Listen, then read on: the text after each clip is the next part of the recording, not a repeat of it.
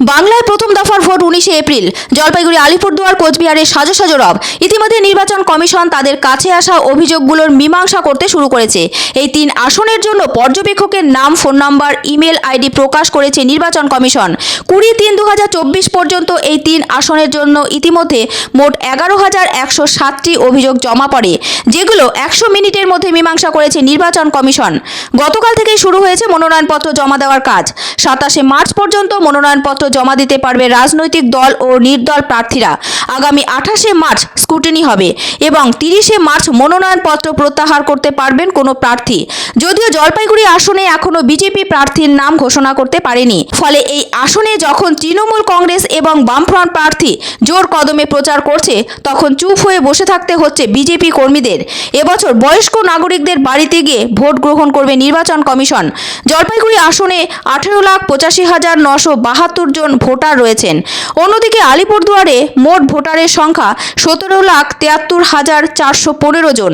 কোচবিহারে মোট ভোটারের সংখ্যা 19,66,593 জন।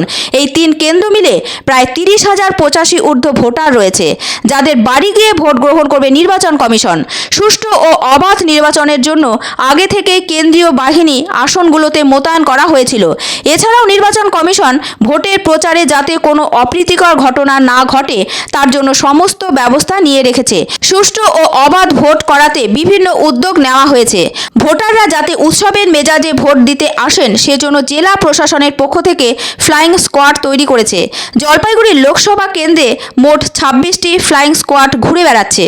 এদের কাজ কেউ নির্বাচনী আচরণ বিধি লঙ্ঘন করলে সেটা প্রশাসনের নজরে আনা।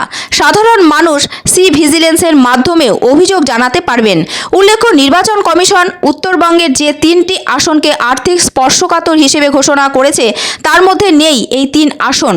জলপাইগুড়ি, আলিপুরদুয়ার ও কোচবিহারে ভোট গ্রহণ হবে 19শে এপ্রিল। তারপর গণনার জন্য অপেক্ষা করতে হবে পাক্কা 1.5 মাস। 4 জুন জানা যাবে এই 3 কেন্দ্রের জয়ীদের নাম। এদিকে সারা রাজ্য জুড়ে 1,27,426টি অভিযোগ জমা পড়ে।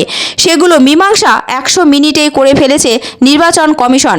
কোচবিহার আসনের অন্তর্গত দিনহাটাতে নিশীথ প্রামাণিক ও উদয়ন গুহর মধ্যে যে গণ্ডগোলের খবর পাওয়া গিয়েছে, তা নিয়ে রিপোর্ট তলব করেছে অতিরিক্ত মুখ্য নির্বাচনী আধিকারিক অরিন্দম নিয়োগী। তিনি জানান, প্রত্যেক জেলার রাজনৈতিক সভা ও মিছিলের ভিডিওগ্রাফি করা হচ্ছে। এছাড়াও তিনি জানান, মুখ্যমন্ত্রী মমতা ব্যানার্জি গার্ডেন রিচে যে ক্ষতিপূরণ ঘোষণা করেছেন, সেটা নিয়ে মুখ্য সচিবের কাছে রিপোর্ট চাওয়া হয়েছে। তো সেন্ট্রাল এবং স্টেট মিলিয়ে 22টি এজেন্সি প্লাস আমাদের ইলেকশন মেশিনারির মধ্যে 2টি ফোরামে সিজারগুলো হচ্ছে। এখনো অবধি আমাদের যে সিজার হচ্ছে টোটাল পরিমাণ হচ্ছে 81,21,00,000 টাকার সিজার আমাদের হয়েছে এ পর্যন্ত।